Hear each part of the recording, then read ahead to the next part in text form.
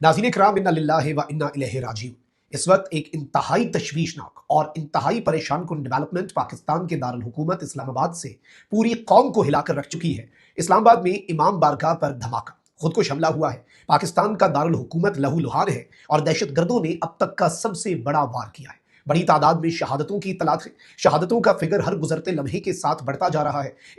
पूरे इस्लामाबाद के अंदर इस वक्त इमरजेंसी नाफिज कर दी गई है और इस वक्त अस्पतालों के अंदर जो मुख्तलिफ बड़े अस्पताल हैं इस्लामाबाद के, वहां पर इमरजेंसी वार्ड्स में बेड तक कम पड़ चुके हैं। सूरत हाल इंतहाई परेशान कुन है। एनी शाहिदीन का क्या कहना है, इस हवाले से कुछ अहम तरीन डेवलपमेंट्स हैं जो आपके सामने रखनी है। लेकिन उससे पहले मेरी आपसे ये दरखास्त होगी, जो इस्लामाबाद रावलपिंडी के शहरी हैं, कि खुदारा इस वक्त बहुत बड़ा ये सानिया है। बहुत बड़ी तादाद में जख्मी जो है वो अस्पताल आ चुके हैं और अगर आपको दर हकीकत एहसास है अपने भाइयों का जो इस वक्त जख्मी हैं, जो अस्पतालों में जेर इलाज हैं, तो बराए मेहरबानी बड़ी तादाद में जो अस्पताल जहां पर जख्मी मौजूद है, पिम्स है, पोली क्लिनिक है, सीडी हॉस्पिटल है, इन अस्पतालों में पहुंचे और खून का जो अतिया है वो बहुत जरूरी है। और ये इमाम बारगाह की इंतजामिया जो है उनकी भी आवाम से अपील है, इसीलिए मैंने इनिशियली सबसे पहले ये खबर आपके सामने रखी। अब जरा आ जाते हैं नाज़रीन इकराम एग्जैक्ट डिटेल्स के ऊपर, क्योंकि ये डिटेल्स बड़ी परेशान कुन है। एनी शाहिदीन ने क्या बताया, ये धमाका किस तरह से हुआ, और कुछ इत्तलात ये भी है कि इस खुदकुश हमलावर ने जो मरकजी दरवाजा है उस पर मौजूद जो सिक्योरिटी थी उनके साथ इसका फायरिंग का तबादला भी हुआ। और एन उसी मौके पर जब लोग सजदे में थे उस वक्त इस शख्स ने यह धमाका किया और इसकी मजीद तफसीलात भी सामने आएंगी और पाकिस्तान इसका बदला भी लेगा। वफाकी दारुल हुकूमत इस्लामाबाद में इमाम बारगाह के अंदर खुदकुश धमाके के नतीजे में अभी तक के जो फिगर्स हैं, जब मैं ये वीडियो रिकॉर्ड कर रहा हूं, 31 अफराद जो है वो शहीद हो चुके हैं और 150 से ज्यादा अफराद जो है वो जख्मी हुए हैं। पुलिस के मुताबिक धमाका इस्लामाबाद के मज़ाफाती इलाके तरलाई की इमाम बारगाह खदीजतुल कुबरा में जुमे की नमाज के दौरान हुआ। धमाके की शिद्दत इस कदर तेज थी कि इसकी आवाज दूर तक सुनी गई और करीबी इमारतें जो है उनके शीशे भी टूट गए। पुलिस के धमाके की इत्तला मिलते ही पुलिस और सिक्योरिटी एहलकारों समेत बॉम्ब डिस्पोजल स्क्वाड जो है उसका हमला मौके पर पहुंचा। पुलिस का कहना है कि फितना अल खवारिज के खुदकुश हमलावर ने मस्जिद में दाखिल होने से रोकने पर खुद को धमाके से उड़ा लिया, जिसके नतीजे में भारी नुकसान हुआ। और इसने इनिशियली एनी शाहिदीन के मुताबिक इसने इनिशियली शख्स ने आकर मस्जिद इमाम बारगाह जो है उसके मरकजी दरवाजे के ऊपर ये अंदर दाखिल होने की कोशिश की से जब सिक्योरिटी ने रोका तो आगे से गोली जो है वो चलाई गई और गोलियों का जो तबादला है वो दोनों साइड से हुआ। उसके बाद ये शख्स अंदर भागा और इसने दरवाजे के ऊपर ही, और जो लोग दरवाजे के करीब थे नमाज पढ़ रहे थे, जुमे की नमाज जो है आपको मालूम है कि उसके लिए रश बहुत ज्यादा होता है और बाहर तक सफे बन जाती हैं। अगर ये शख्स जो है ये पहुंचता है और अगर ये शख्स अंदर तक पहुंच जाता तो इससे भी बड़े लेवल पर तबाही हो सकती थी और ये बहुत बड़ी तबाही ऑलरेडी है। इसमें मैं आपको ये बता दूं कि अब तक 31 अफराद के शहीद होने और 160 से ज्यादा के जख्मी होने की डिप्टी कमिश्नर इस्लामाबाद जो है उन्होंने तस्दीक कर दी है। जबकि धमाके के बाद वफाकी दारुल हुकूमत इस्लामाबाद के जो अस्पताल हैं उनमें इमरजेंसी नाफिज कर दी गई है। अस्पताल हुक्काम के मुताबिक धमाके में जख्मियों की मजमूई तादाद 150 से ज्यादा है। पिम्स में 60 से ज्यादा, पोली क्लिनिक में 13, फेडरल जनरल अस्पताल में 27 और बेनजीर अस्पताल में भी 2 जख्मी लाए गए। पिम्स अस्पताल में जख्मियों को रखने की गुंजाइश खत्म होने के बायस जख्मियों को इस्लामाबाद और रावलपिंडी के दीगर अस्पतालों में भी इब्तदाई तिब्बी इमदाद देकर मुंतकिल किया जा रहा है। बहुत से ऐसे जख्मी हैं जिनकी हालत तशवीशनाक बताई जा रही है, तो अल्लाह ना करे, लेकिन शहादतों की जो की तादाद है उसमें इजाफे के इम्कानात जो हैं वो भी इस वक्त सामने आ रहे हैं। ज़राए ने बताया है कि इमाम बारगाह में धमाका जुमे की नमाज में दूसरी रकात जो है उसके दौरान उस वक्त हुआ जब नमाजी सजदे में थे। ज़राए का कहना है कि हमलावर ने पहले फायरिंग की, जिसके बाद सिक्योरिटी पर मामूल एहलकारों के साथ फायरिंग का तबादला हुआ। खुदकुश हमलावर ने इसी दौरान खुद को मरकजी दरवाजे पर ही खुदकुश जैकेट जो उसने पहनी हुई थी उसके साथ उड़ा लिया।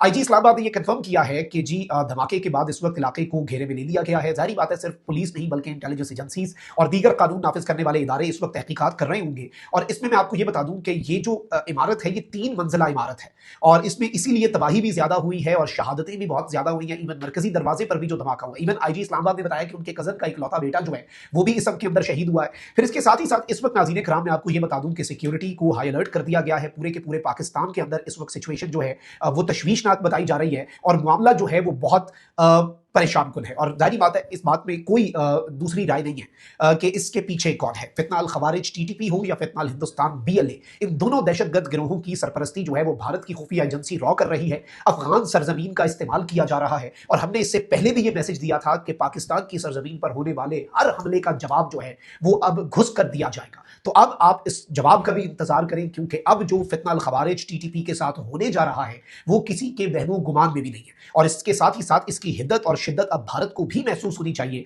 और नई दिल्ली में रॉ के हेडक्वार्टर्स में पाकिस्तान डेस्क पर बैठे हुए टीटीपी और बीएलए के जो हैंडलर्स हैं, उन हैंडलर्स को भी इसकी शिद्दत, इसकी गरमाइश जो है उसका एहसास होना बहुत बहुत बहुत ज्यादा जरूरी है। और इस सब के अंदर मैं आपको ये बता दूं कि सूरत हाल इस वक्त ये बताई जा रही है कि वहां पर अस्पतालों के बाहर बहुत परेशान कुन मनाजिर हैं, बहुत तशवीशनाक अपडेट्स हैं। और इस सब के अंदर अभी जो लेटेस्ट अपडेट आ रही है वो ये है कि पूरे का पूरा इलाका जो है उसे घेरे में लेकर जो इंटेलिजेंस एजेंसीज हैं और बाकी, और इसमें भी इवन जो एनी शाहिदीन बताते हैं, अगर ये खुदकुश हमलावर बिल्कुल दरमियान में जाकर, वस्त में जाकर इमाम बारगाह के अगर खुद को उड़ा लेता तो फिर तबाही जो है वो बहुत ज्यादा हो जानी थी और जो शहादतें हैं उनकी तादाद में बहुत बड़े पैमाने पर इजाफा हो जाना था, जो कि बहुत परेशान कुन होता, जो कि बहुत अलार्मिंग होता। और उससे सूरत हाल आप खुद ही अंदाजा कर सकते हैं कि मामला कितना पेचीदा है। एक मरतबा फिर मेरी आपसे ये दरखास्त होगी कि इस पैगाम को भी आपने ज्यादा से ज्यादा फैलाना है कि इस्लामाबाद रावलपिंडी के जो रिहायशी हैं वो अपने करीबी अस्पतालों में पहुंचे। खून के एहतियात जो है वो इस वक्त बहुत ज्यादा जरूरी है। और इस समय मैं आपको ये भी बता दूं नाज़रीन इकराम कि इस सारी की सारी सिचुएशन में अब जो जराए बता रहे हैं वो ये है कि इसमें फितना अल खवारिज टीटीपी या फिर जो इनके मुख्तलिफ ग्रुप्स हैं टीटीपी की तर्ज की जो शाखें हैं आईएमपी या इस तरह के किसी ग्रुप के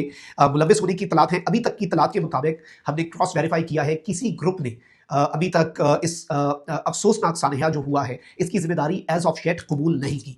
लेकिन इस सब के अंदर पाकिस्तान की सिक्योरिटी फोर्सेस जो हैं वो ना सिर्फ इन हमलावर और इनके सहूलतकार, और बाकी आपको पता है इस्लामाबाद में कुछ महीने पहले एक और धमाका भी हुआ था जुडिशल कॉम्प्लेक्स, और उसमें भी ये फितना अल खवारिज ही मुलविस था। और उसके बाद फिर जो जवाब दिया गया था दहशतगर्दों को अफगानिस्तान में घुसकर, वो भी पूरी दुनिया ने देखा। I think this is high time कि अब मुकम्मल तौर पर अब रिजॉल्व दिखाना होगा, रिस्ट्रेंट नहीं, रिलक्टेंस नहीं, हिचकिचाहट नहीं, बल्कि तुन के रखने का वक्त आ गया है। और अब इस तरह से फिर स्ट्राइक्स होनी चाहिए, ऑपरेशन क्लीन अप होना चाहिए, रंदा फिरना चाहिए कि ये फिर सर उठाने के काबिल ना रहे। कोई आधा ऑपरेशन, छोटा ऑपरेशन नहीं, इसकी जरूरत है और एक बफर जोन के कयाम की जरूरत है। और इसमें अफगानिस्तान के अंदर मौजूद तालिबानी रिजीम की अपनी स्टेटमेंट्स हैं कि हम पाकिस्तान में खुद कुछ हमले करवाएंगे, इस्लामाबाद तक खुद कुछ धमाके होंगे। अब वो काफी सबूत होना चाहिए कि पाकिस्तान का स्टेट जो है वो अब खुलकर खेले। अपना बहुत ख्याल रखिए। पाकिस्तान जिंदाबाद।